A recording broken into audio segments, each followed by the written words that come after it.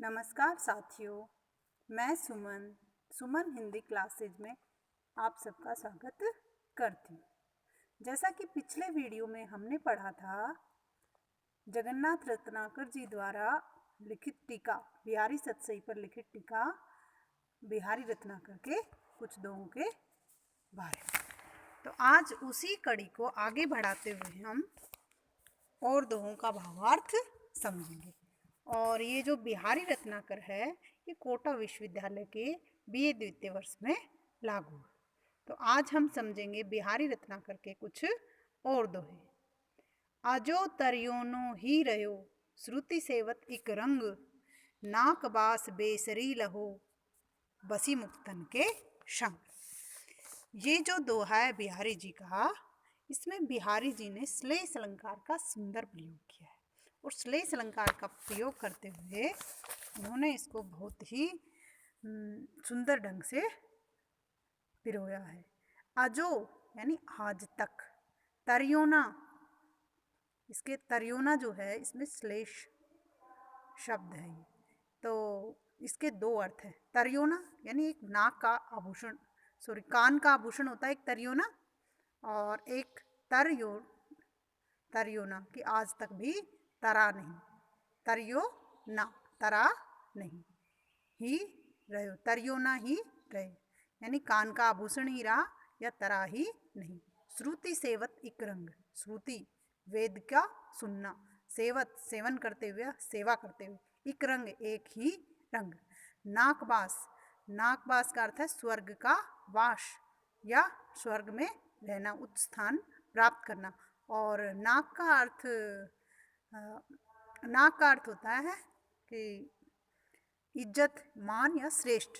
जैसे यह राज्य सब राज्यों की नाक है, तो यहाँ इसका अर्थ हुआ कि यह राज्य सभी राज्यों में श्रेष्ठ है। बेसरी, बेसरी के भी दो अर्थ है। बेसर का अर्थ होता है एक तो नाक का एक आभूषण आता है, और बेसरी, बेसरी का अर्थ होता है, जैसे संस्कृत में बेसर का अर्थ होता है खच्चर, और बेसर में ई लगने से ये इसका स्त्रीलिंग हो गया, बेसरी यानी खच्चरी। लहो, बसी मुक्तन के संग, और मुक्तकों के साथ रहने पर। मुक्तक, यहाँ मुक्तक के भी दो अर्थ है। मुक्तक यानी मोती, और मुक्तनु मुक्त आत्मा, महान आत्मा, श्रेष्ठ लोग के संग। अब इनके हम दोनों अर्थों में इस दोहे के भावार्थ को समझेंगे कि एक तो श्रेष्ठ व्यक्तियों के साथ रहने से किस तरह का फल मिलता है, और एक आभूषणों के अर्थ में इस तरह से। इसमें इस दोहे में कवि बेसर का वर्णन करता हुआ और श्लेष अलंकार के माध्यम से सत्संग की भी प्रशंसा करता है। तो आजो तरियोना ही रहो, कि आज तक क्या रहा, तरियोना, कान रूपी, कान का ही आभूषण। ये जो तरियोना जो है वो कान में धारण करने से आज तक तरियोना ही या कर्णफूल ही रहा, क्योंकि कान जो है हमारे पार्श्व भाग में, बगल में आते हैं, तो कवि ने इनको अमुख्य स्थान दिया है। श्रुति सेवत इक रंग, श्रुति सेवत इक रंग यानी हमेशा वो कान में धारण करने से वो हमारे जो शरीर के पार्श्व भाग में आ गए, बगल में रह गए, और वो हमेशा क्या कहलाए, कर्णफूल। नाक बास बेसरी लह, और नाक का जो आभूषण है वो बेसरी, बेसरी कहलाए। बेसरी, बेसर होता है उस आभूषण का नाम, या लौंग कह सकते हो, और जिसमें मोती लगा हुआ। तो मोतियों के संग रहने से और नाक में स्थान पाने से, जैसे नाक में पहने जाने से बेसर को उच्च स्थान प्राप्त हुआ, श्रेष्ठ स्थान प्राप्त हुआ। तो इसी तरह से हम दूसरे अर्थ में महान व्यक्तियों के सत्संग से संबंधित समझेंगे कि अजो तरियोनो ही रहो, कि आज तक क्या रहा, अजो तरियो ना, तरियो ना, कि आज तक वो तरा ही नहीं, उसको मुक्ति मिली ही नहीं। श्रुति सेवक एक रंग, कि भले ही वेदों का स्वर्ण करें, वेदों को पढ़े, लेकिन अगर हम ये क्या कह रहे हैं कि वेदों के सेवन से भी, वेदों के पढ़ने से भी वो एक रंग, एक ही ढंग पर चला, कि वेदों को सिर्फ सेवा की, उनको पढ़ा, उनको अपने जीवन में व्यवहारिक रूप से उतारा ही नहीं। तो नाक बास बेसरी लहो, और जैसे एक सामान्य मनुष्य और जो वेदों का अध्ययन करता है और सज्जनों के साथ या महान आत्माओं के साथ सत्संग नहीं करता, या इस तरह से भी कह सकते हो कि कोई व्यक्ति सिर्फ वेदों का अध्ययन करता है और सत्संग नहीं करता है तो वो भवसागर से पार नहीं हो सकता है। और उसी तरह से नाक बास बेसरी लहू, बेसरी यानी खच्चर, या यहाँ खच्चर खच्चरी भी अर्थ होता है, खच्चरी के अर्थ में यहाँ अधम महानीच प्राणी से लिया गया कि अगर कोई महानीच प्राणी है, नाकबास स्वर्ग का वास, बेसरी महानीच प्राणी को लहो प्राप्त हो गया, बसी वसने से मुक्तनु के संग, मुक्त तनु यानी मुक्त शरीर, महान आत्माओं के संग, कि श्रेष्ठ व्यक्तियों के संग, अच्छे लोगों के सत्संग करने से अधम से अधम, नीच से नीच प्राणी को भी स्वर्ग प्राप्त हो गए। यानी इस दोहे के माध्यम से कवि ये कह रहे हैं कि सिर्फ एक तरह से चलने से, एक ही रास्ते पर एक ढंग से अगर हम अपने जीवन को जिएंगे तो हमारे जीवन में नीरसता आ जाती है। अब अगला जो दोहा है उसमें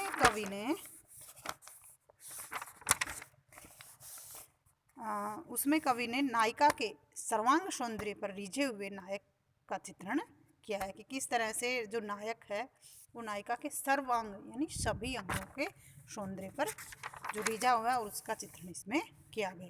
बेधक अनियारे नयन, बेधक करी न निषेधु, बरबट बेद तू मोहियो, तो नासा को बेधु, कि बेधक बेधते हैं, अनियारे नुकुले नयन, तुम्हारे जो ये नुकुले नयन है, ये सुंदर जो आंखें हैं वो मेरे हृदय को बेधती है, उसमें छेद करती है। बेधत करी न निषेधु, और बेधते हुए, मेरे हृदय को बेधते हुए, करी न करते नहीं है, न नहीं, निषेधु कोई वर्जित काम, क्योंकि तुम्हारे नेत्रों का तो कार्य ही यही है कि वो मेरे हृदय को बेधे, वो मेरे हृदय का बेचैन करे। बरबट बरबस ही, बेधतु बेधते हैं, मोह मेरे ये हृदय को, तो तुम्हारे नासा नाक का, को का बेदु छेद, कि बेदु बेधते हैं, को छेद। ये कवि वो नायक नायिका से कह रहे हैं कि बेधक अनियारे नयन, कि तुम्हारे जो ये कटीले नयन है, नुकीले नयन है, ये मेरे हृदय को बेधते हैं। बेधत करी न निषेधु, तो ये जब मेरे हृदय को बेधते हैं, मेरे हृदय में तीर चलाते हैं, तो ये कोई वर्जित काम नहीं करते, क्योंकि इनका तो काम ही मेरे हृदय में कटार चलाना है। बरबस बेद तू मोही, लेकिन बरबस ही मेरे हृदय को बेधते हैं, तो नासा को बेदू, कि तुम्हारे नाक का जो छिद्र है ना, जो तुम्हारा नाक तो खुद बिंधा हुआ है, छिदा हुआ है, और वो ही मेरे हृदय को बेध रहा है, ये निषेध है। लेकिन मुझे तो तुम एडी से चोटी तक सर्वांग सुंदर लगती, कि जब नाक का छेद में इतने सौंदर्य का चित्रण वो कर रहे हैं। इस तरह बिहारी जी ने इसमें एक नायिका पर रिझे हुए या उसके सर्वांग सौंदर्य पर रिझे हुए नायक का चित्रण किया है।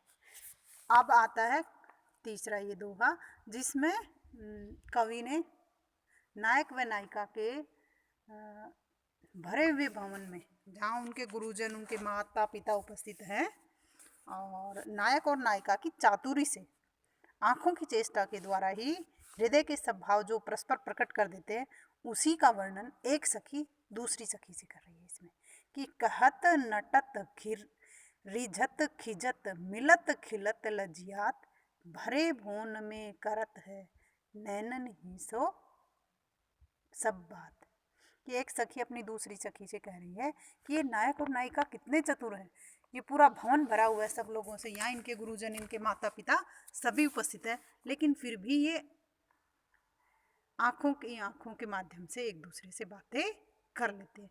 जैसे कि आजकल जो गाना चलता है ना कि नैनों की जुबा तो नैना जाने, तो उसी तरह से बिहारी जी ने उस समय 1500 यानी 16वीं शताब्दी में इस तरह के सौंदर्य का चित्रण किया था। बिहारी जी की कल्पना की समाहार शक्ति और वाक चातुर्य के कारण ही तो बिहारी जी बहुत ही प्रसिद्ध है कि एकमात्र रचना की उन्होंने बिहारी सत से, और उसके बल पर भी वो हिंदी साहित्य में इतने प्रसिद्ध हो गए और रीतिकाल के श्रेष्ठ कवियों में गिने जाते हैं। कि कहत, जैसे कि एक इस तरह से कह सकते हैं कि पूरी सभा है, वहाँ बहुत सारे लोग इकट्ठे हैं और वहाँ वहीं पर नायक और नायिका भी उपस्थित है। तो नायक नायिका से प्रेम के लिए याचना करता है, रति के लिए याचना करता है। तो उस समय का इसमें चित्रण की कहत कि नायक नायिका से रति के लिए कहता है, नटत, और नायिका उसको मना कर देती। वो आंखों के इशारे से ही उसको अपने पास बुलाने के लिए कहता है और नायिका आंखों ही आंखों में उसको मना कर देती है। रिझत, तो नायक उस पर मोहित हो जाता है, रीझ जाता है। और जब नायक मोहित होता है तो नायिका खिजत, बनावटी रूप से ही गुस्सा कर देती है। मिलत, और फिर उन दोनों की आंखें मिलती हैं, खिलत, तो वो मुस्कुरा देते हैं, खिल जाते हैं, प्रफुल्लित हो जाते हैं। लज्जात, और जब वो उनकी आंखें मिलती हैं और वो खुश हो जाते हैं तो नायिका शर्मा जाती है। भरे भवन में करत है, और भरे हुए भवन, भरे यानी वो भरा हुआ है, वहाँ बहुत सारे लोग इकट्ठे हैं। भवन में करत हैं, करते हैं, नैनन ही सो बात, आंखों ही आंखों में सब बातें। तो बिहारी जी ने किस तरह से इस दोहे के माध्यम से नायक और नायिका के वाक चातुर्य का चित्रण किया है कि और उनकी सखियां इसका चित्रण कर रही हैं। आगे के दोहों में हम समझेंगे कि लखी गुरुजन बीच कमल सो, शीस छुआयो श्याम, हरि सन्मुख करी आरसी, ये लगायो बाम। लखी गुरुजन बीच कमल सो, शीस छुआयो श्याम। अब इसमें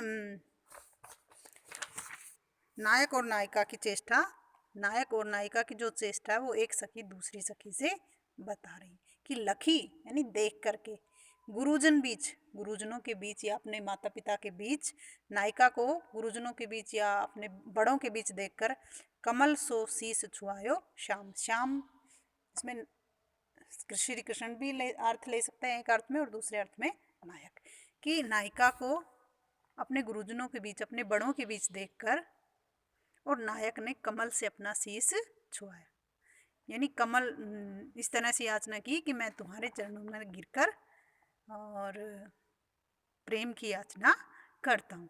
और इसका एक अर्थ ये भी लेते हैं कि तुम्हारे कमल रूपी नेत्रों को देखने की मैं अभिलाषा रखता हूँ। हरि सन्मुख करी आरसी, ये लगाए पाम। हरि यानी नायक को, सन्मुख करी सूर्य की तरफ, करी करके आरसी यानी जो उसके कंगन में जो शीशे लगे हुए हैं, आरसी या अंगूठी में जो शीशा होता था उसको कहते हैं आरसी। तो उस आरसी को सूर्य की तरफ करके, नायिका ने आरसी को सूर्य की तरफ करके, तो ये लगायो बाम। और उस सूर्य को, अपने सूर्य का जो प्रतिबिंब है उसके हृदय पे आता है। जब आरसी को वो सूर्य की तरफ करती हैं तो उसका सूर्य का जो प्रतिबिंब है उनके हृदय की तरफ आता है। यानी नायिका नायक से कहती है कि आप तो मेरे हृदय में निवास करते हैं, आपका स्थान मेरे चरणों में नहीं है, आपका स्थान तो मेरे हृदय में। एक तो अर्थ, इसका अर्थ इस तरह से होता है। और इसका दूसरा अर्थ ये है कि लखी गुरुजन बीच कमल सो, शीस छुआयो श्याम, कि नायिका को अपने बड़ों के बीच देखकर और नायक ने कमल से अपना शीस छुआया, कमल के पास अपना सिर रखा कि मैं चरणों में गिरकर आपसे और रति की याचना करता हूँ। हरि सन्मुख करी आरसी, हरि यानी भगवान, सन्मुख सामने, हरि या नायक के अर्थ में या श्री कृष्ण के अर्थ में भी, हरि सन्मुख सामने, करी आरसी, और ये लगायो वाम। वाम यानी वामा, स्त्री, नायिका कि जो आरसी है उसने उसका प्रतिबिंब सूर्य ने आरसी को सूर्य की तरफ किया, और आरसी का जो प्रतिबिंब है वो उसके नायिका के कूंचों के बीच पड़ा। तो इसमें बिहारी जी की जो समाहार शक्ति है, कल्पना की जो समाहार शक्ति है, उसका देखो कितने अद्भुत तरीके से चित्रण किया है कि नायिका ने सूर्य का प्रतिबिंब अपने कूचों के बीच, अपने स्तनों के पास गिराया और इस तरह से कहा कि जब सूर्य पहाड़ों के बीच जब सूर्य अस्त हो जाएगा तब मैं आपसे मिलूंगी। या इस तरह से कह सकते हैं कि नायिका ने नायक को इस तरह से समझाया कि मैं आपसे रात्रि में मिलूंगी। तो यही तो बिहारी जी की वाक चातुर्य और कल्पना की समाहार शक्ति। अब है जगतु जनायो।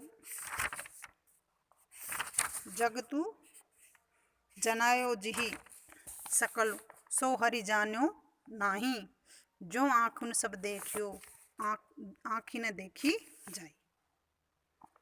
कि जगतु जनायो जिहि सकल सो हरि जान्यो नाही।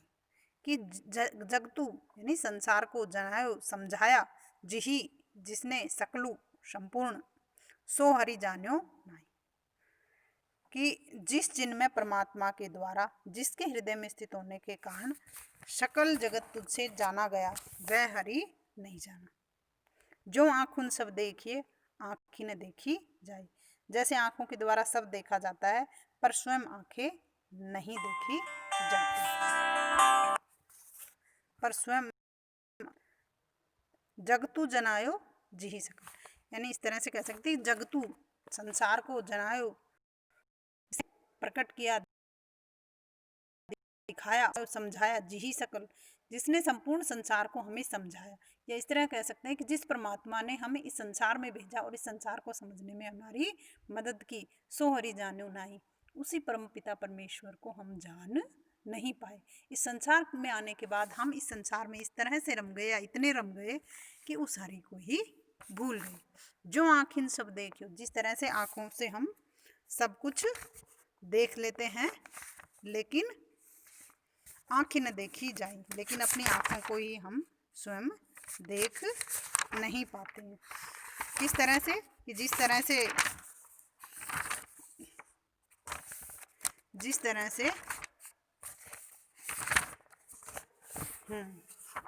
अब दीर्घ सांस न ले ही दुख, सुख साई न भूल, दई दई क्यों कर तू है, दई दई सु कब। अब ये जो बिहारी जी का दोहा है ये नीति से संबंधित है, नैतिकता से संबंधित है। कि बिहारी जी हमें समझा रहे हैं कि इंसान को सुख और दुख दोनों में ही समान रूप से रहना चाहिए। कि दीर्घ सांस न ले हो दुख, कि जब हमारे ऊपर दुख आए तो हमें लंबी लंबी सांसें नहीं लेनी चाहिए, ईश्वर को कोसना नहीं चाहिए। सुख साइयाँ न भूल, और सुख में अपने साईं को, ईश्वर को भूलना नहीं चाहिए। दई दई क्यों करत है, दई दई सो कम, कि दई दई दया देव देव क्यों करते हो, अगर जब तुम्हारे ऊपर दुख आता है तो भगवान भगवान क्यों करते हो। दई दई सु कबू, देव ने जो कुछ तुम्हें दिया है, उस ईश्वर ने जो कुछ तुम्हें दिया है उसको कबूल करो। या जैसे इसी तरह से हिंदी में एक और दोहा चलता है कि दुख में सुमरण सब करे, सुख में करे न कोई, जो सुख में सुमरण करे तो दुख काहे को हो। क्योंकि जिस तरह से अगर हम हमेशा ईश्वर का स्मरण करेंगे, ध्यान करेंगे, तो हम इस संसार की क्षण भंगुरता को धीरे धीरे समझ जाएंगे कि जो इस संसार में आया है उसको जाना भी पड़ेगा। और ये सुख दुख तो एक समय चक्र की तरह है। जिस तरह से रात के बाद दिन आती है, दिन के बाद रात आती है, इसी तरह से सुख दुख जीवन में आते रहते हैं। कि सुख दुख तो जीवन में आते और जाते हैं, दुख पहले आ जाए घबराना कैसा। इस तरह से बिहारी जी ने अपने दोहों के माध्यम से कभी श्रृंगार, कभी नीति, कभी भक्ति, इन सब की त्रिवेणी बहाई है। तो आज के इस वीडियो में इतना ही, और अगले वीडियो में हम इसी श्रृंखला को आगे